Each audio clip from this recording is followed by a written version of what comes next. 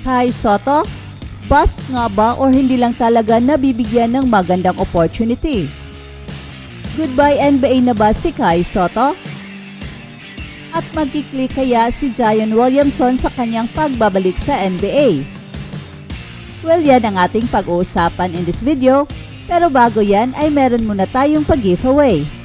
Welcome to Express Info. Do you want to have these exclusive Puma Rise Nitro basketball shoes?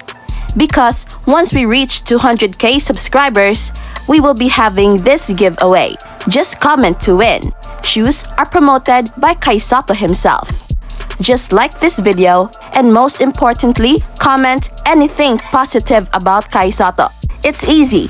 Commenting is the key to win. Share your positive comments about Kai Sotto. Do it now na.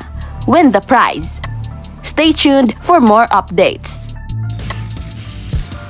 Isa si Kai Sotto sa mga players noon na kinonsidered na isang unicorn hindi lang dito sa Pilipinas kundi pati sa Amerika.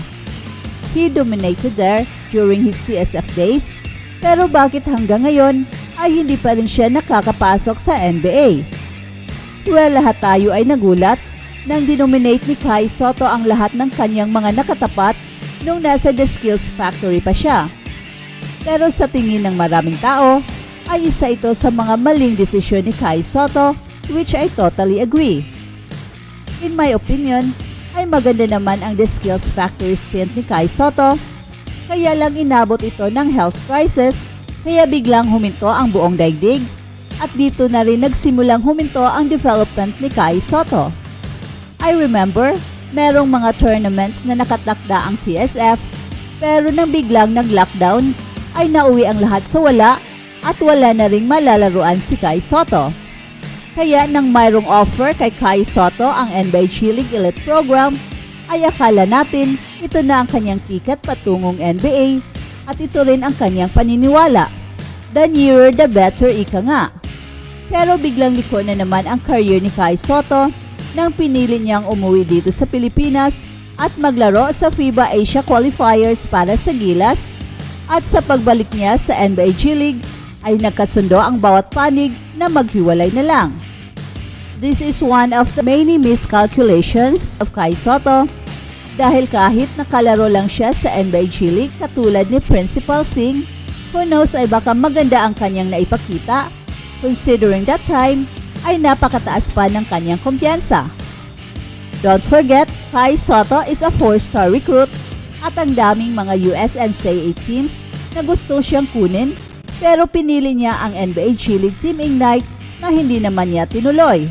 Now the problem ay hindi na siya pwedeng maglaro sa USNCAA dahil nagkaroon na siya ng contract sa NBA G League Team Ignite. Kaya nang pinili ng team ni Kai Sotto ang maglaro sa Australia, hoping to follow the footsteps of LaMelo Ball na naglaro sa Australia bago pumasok sa NBA, ay bumalik na naman ang excitement ng lahat, lalo na nang ang nasalihan niyang team ay ang team ni Josh Giddey. Pero bago pa man siya makapaglaro ng isang game, ay napalitan na ang coach na kumuha sa kanya. Well, another miscalculation sa team ni Kai Sotto, kaya sa pagsimula pa lang ng laro ay binuro na si Kai Sotto sa bangko kahit na maganda ang kanyang mga pinakita. He was aggressive, he is swatting shots, shooting free, and dunking with authority. Pero ang problema ay walang playing time. And from there ay pababa na ang laro ni Kai Sotto, and we thought ito na ang katapusan ng kanyang NBA dream. And I thought Kai Sotto is a bust. Pero nagkakamali tayong lahat dahil humina lang ang laro ni Kai Sotto dahil sa injury sa kanyang likod, kapareho ng injury na nagpapahina kay Ben Simmons sa NBA. Kaya ang pinaka-importante kay Kai Sotto sa ngayon ay ang mag-fully heal na ang kanyang likod upang sa pagbabalik niya ay mag-level up pa ang kanyang laro. Samantala, narito ang mga comeback kids, and for sure, ang mga mata ay nakatutok sa kanilang pagbabalik. Zion, LaMelo, Cunningham, Holmgren. Yan ang headline list of young NBA comeback hopefuls. At pag-uusapan natin si Zion Williamson na walang tigil sa pagpapalakas at pagsusumikap na maibalik ang kanyang dating health status pagkatapos niyang nagka-injury. Ang senaryo nitong August ay nagpakita ng malaking pagbabago sa ginagawa ni Zion Williamson na layunin niyang babalik sa NBA na healthy and fit matapos nakapaglaro lamang siya ng 29 games noong nakaraang season dahil sa hamstring injury. Hindi na siya ang 2019 number 1 overall draft pick na gumagawa ng mga bagay away from New Orleans tuwing off-season. Dahil sa off-season na ito, ay nag-training na siya kasama ang kanyang kupunan. I wanted change. If I wanted to change, I've got to do something different. So I sat down with the Pels and came up with a great plan. Yan ang sabi ni Zion Williamson. Si Williamson ay ilan sa napakaraming promising young NBA players na gustong magkaroon ng isang successful comeback stories this NBA season. Mula kay LaMelo Ball ng Charlotte Hornets, Cade Cunningham ng Detroit Pistons, at Chet Holmgren ng Oklahoma City Thunder. Those guys can change your organization. They're impact players.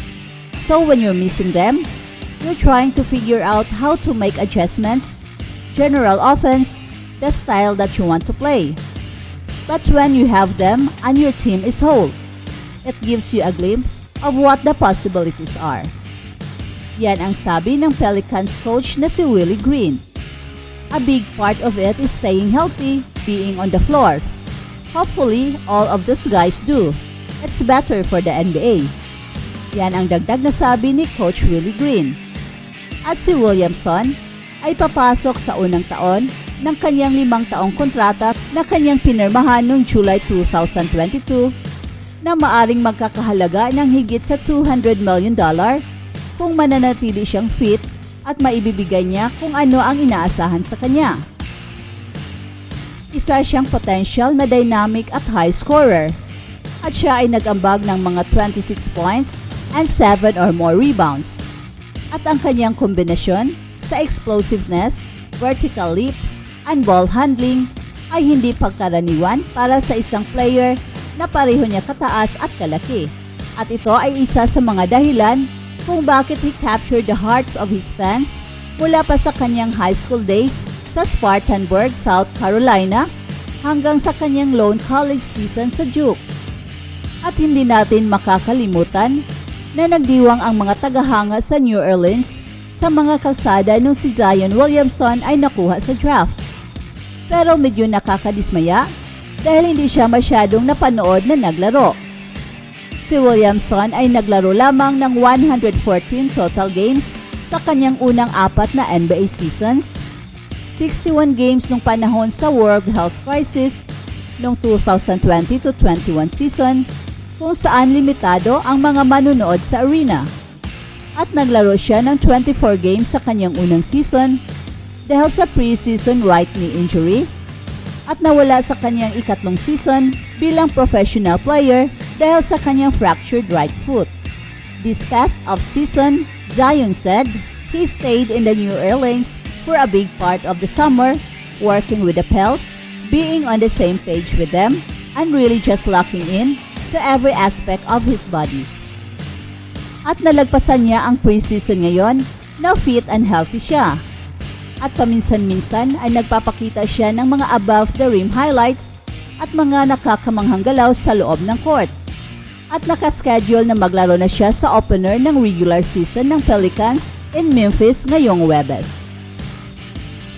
That's it for now, guys. Pero bago kami magtatapos, ay huwag kalimutan na huwag magpahuli sa mga pinakabago mga kwento at balita ng kasiyahan at tagumpay. Bahala na ang mga marites dyan. Basta kami ay handang maghatid ng tunay na inspirasyon sa mundo ng sports.